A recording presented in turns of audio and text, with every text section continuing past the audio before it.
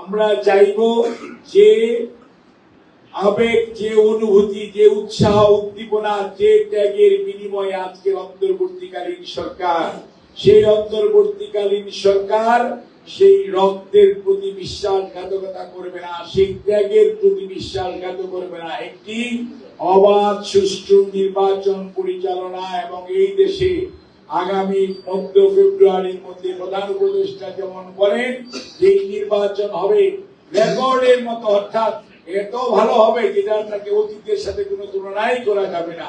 আমরা এটাকে বিশ্বাস করতে চাই, বিশ্বাস রাখতে চাই, কিন্তু আমরা যখন দেখি কিছু কিছু কর্মকর্তা, কিছু কিছু সর্বোচ্চ রাষ্ট্রের সর্বোচ্চ পর্যায় থেকে মাঠ পর্যায়ের মধ্যে যাদের আচরণ এবং কোন আমাদের যে যারা দেশ পরিচালনা করছেন তাদের কারো কারো আচরণ প্রশ্নবোধক এবং যেগুলো নিয়ে পত্র পত্রিকায় আজকেও ফিচার আছে, গতকালকেও ছিল, গত কয়েকদিন যাবতই কিন্তু ওনারা একজন আরেকজনের কথা মানে লেখালেখি হচ্ছে ন্যাশনাল মিডিয়াতে, সোশ্যাল মিডিয়াতে না।